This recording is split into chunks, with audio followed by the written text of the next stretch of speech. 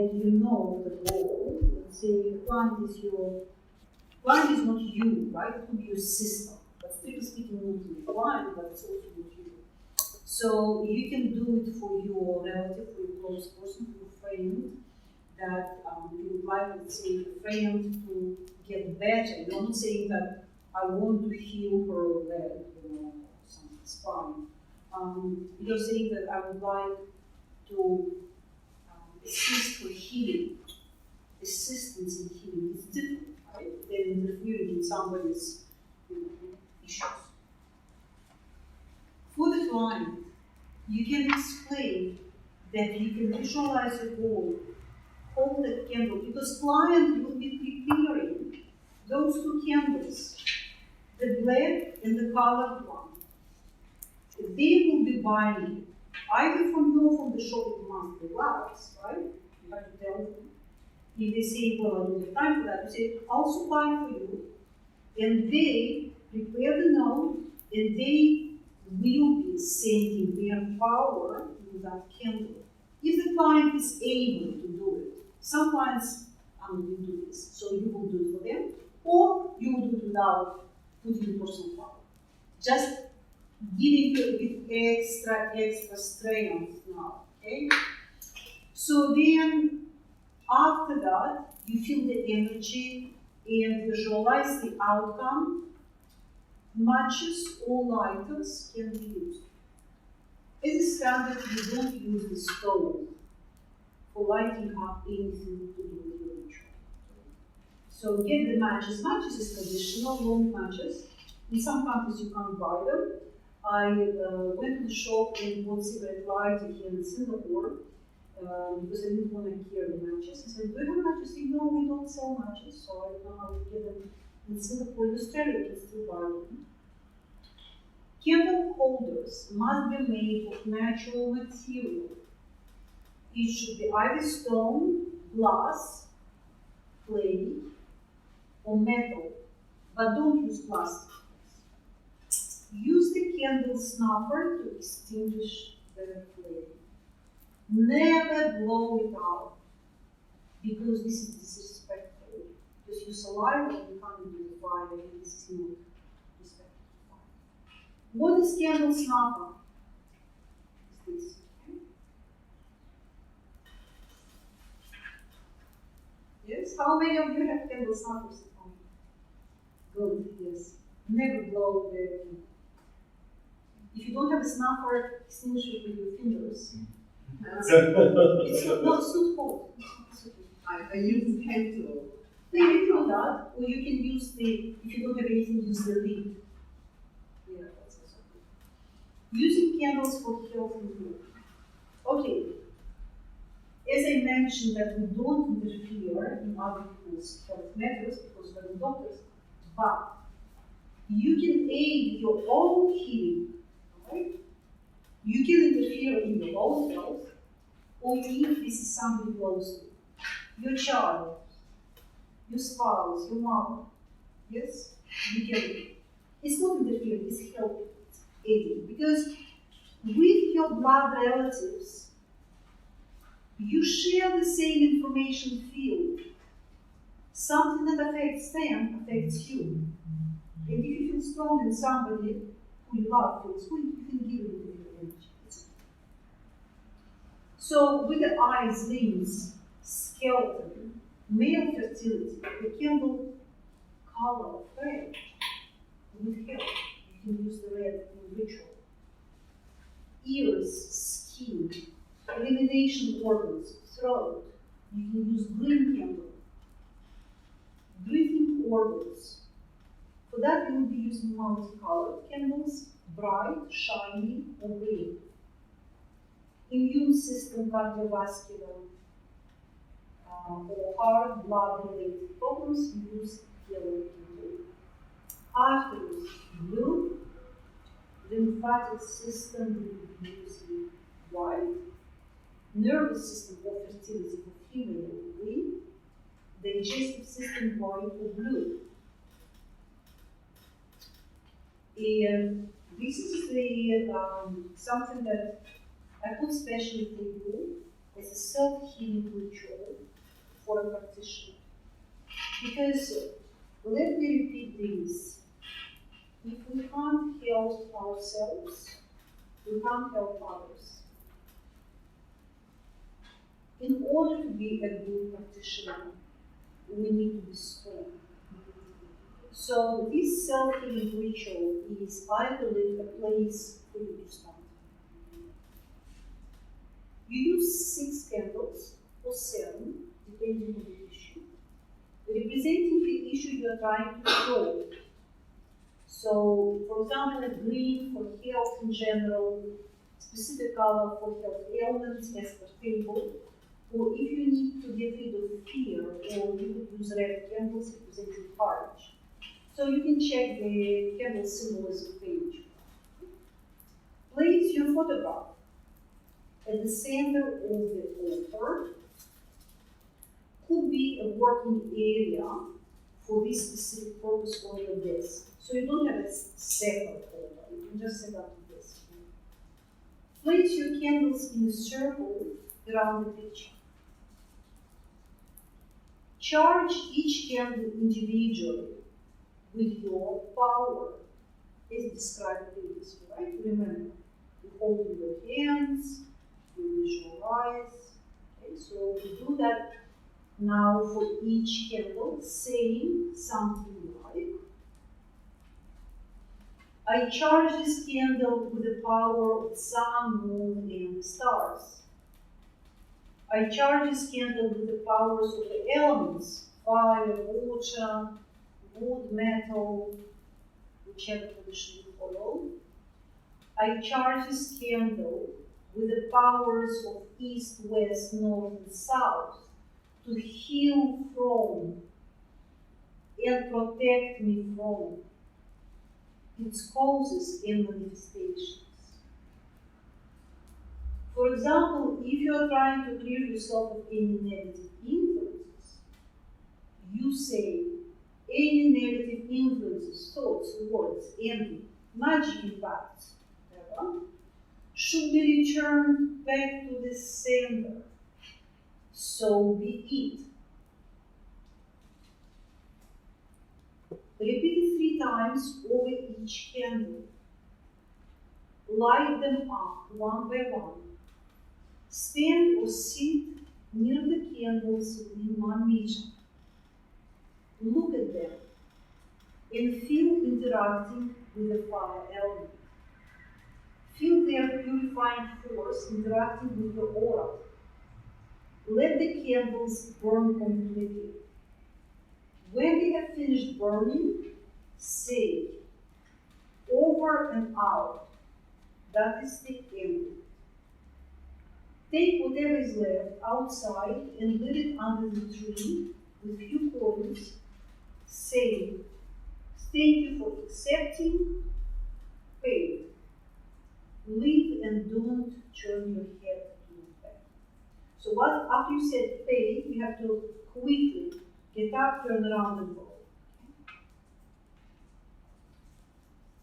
This is a very powerful way of self-healing. For small candles, you will need the candle holder like this. So it's not very common. You can't find them in the shops, but you can find them in the markets. So I found this one at the market, and it's pure silver. And I think it costs something around $10. Yeah, it's like, you see, these days, what happens in Australia, people buy the property, like young people in their 30s, they have no idea what they're throwing away. And they say old people live there. Or they are clearing, young generation clearing the property of their parents or grandparents. They have no idea. They throw away silver, gold, antiques, marble, brass. They don't understand. And you can find things on the street, honestly, or at the markets. Do you have good markets in Singapore, like antique? No. No. People are clever. You see, people are clever. Anything very expensive. Yeah. Anyway, so on the candle, it is important to dispose the candles correctly. The burnt candles should be first placed in a bowl with rock salt. So let us imagine you are burning the candle in the candle holder or in a glass. But then when you are removing it, during the space clearance, you put it in a bucket of salt. Remember, like there, remove the candle, come out, drop it in the bucket. It must be salt. Then taken outside the property to the nearest park or nature street. You don't put it just in the rubbish bin. You need to leave a couple of points always, because the metal also is the expression of energy. And when we are leaving the points of the ground, this is a symbol of us saying thank you for accepting the energy that the candle has accumulated. Thank you for accepting faith. Sorry, the bowl can be made of plastic when you dispose, or must be metal. Yeah, we don't use plastic in the ritual. So must be metal bowl. Must be metal. You mean must dispose the bowl? Okay. Otherwise It there's depends nothing on how paranoid you are. I am disposing, I have to admit it, the glass or the bowl after the black candle, I am disposing. Yes. So the soul of the candle goes into the, whatever, like sand, something. Okay. So to take it outside the property, I either use the plastic bag or I use, something to take it out. Obviously, so people are suspicious when I walk outside my property, or, something. So I walk to the nearest place where I can dispose it. I leave the thing near the tree, but I don't leave the bag there or glass or anything, right? If I want to dispose the glass, what I do, I use the clay pot. That's to be precise what I use, okay, clay. I smash it before disposing. So it's like, and then it can be left on the tree because this is a small pieces of terracotta which is not polluting the earth. Okay? This is natural earth going back to earth. If it is not terracotta, I would advise you to pour out the salt to the candle, and then you take that glass or whatever bowl you're using, put it in your bag, and then you leave it in the rubbish bin. Okay? So we don't leave plastic bags, metal plates, crap on the ground in the trees. We can't do that because you will pay fine and somebody will complain. Yeah, but in Singapore also say we cannot just anyhow dispose. Well, this is something to do with the magic practice. You have to work around the human law. Because of course you're not allowed. I mean, like nobody in the right mind would do something like this either. Let's be clear. But this works because we're all made from elements. Human society is made of elements. The way we express ourselves is made of elements. Hence, we do things based on the law of nature. We don't ever compromise the nature. And as far as the human law is concerned, okay, you do it very early in the morning. For yourself, you can do late at night. You can do whenever you like. But for other people, better to do it during the light hours. The earlier, the better. And then you think how to dispose it, yes? Wait, clarify. Metal bowl, how about ceramic, glass bowl? Ceramic or glass bowl? Ceramic, yes, you can use ceramic glass, you can use terracotta. I find terracotta is most. Yeah, terracotta bowl like planting pot terracotta. You go to nursery, small terracotta pots for planting. They're perfect. You set the black candle in it with salt, then you dispose the whole thing. Easy.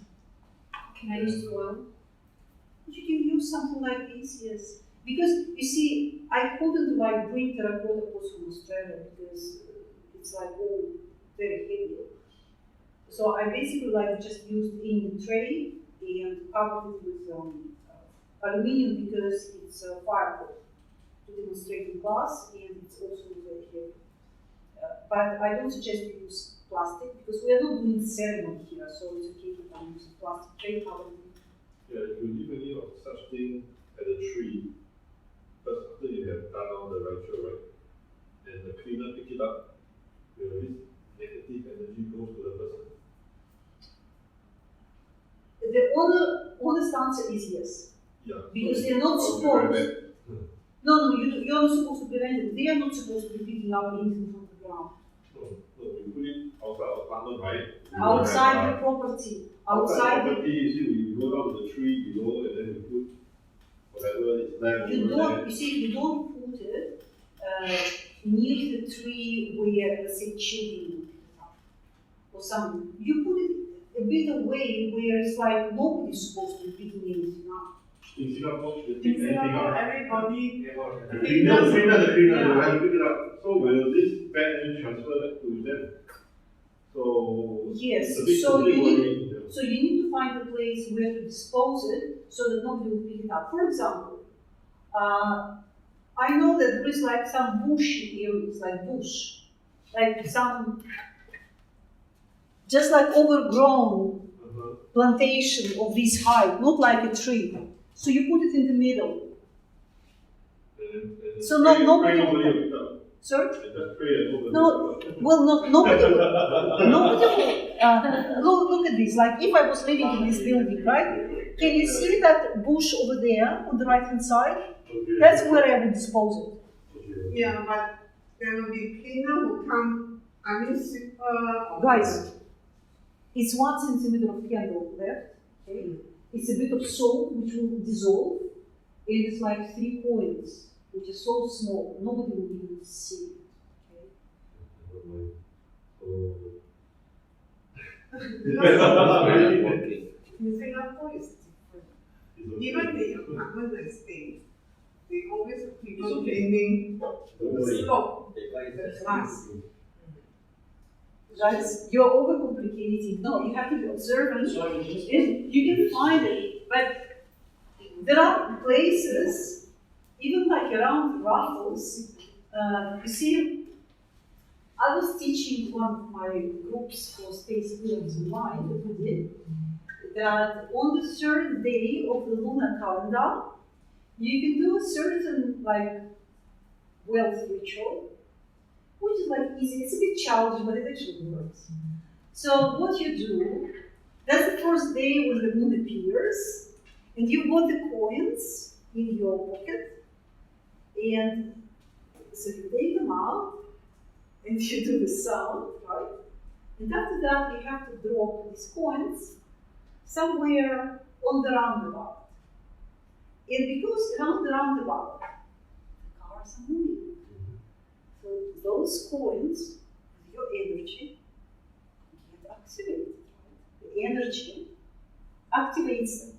Whichever way you think about it, it will work. Right?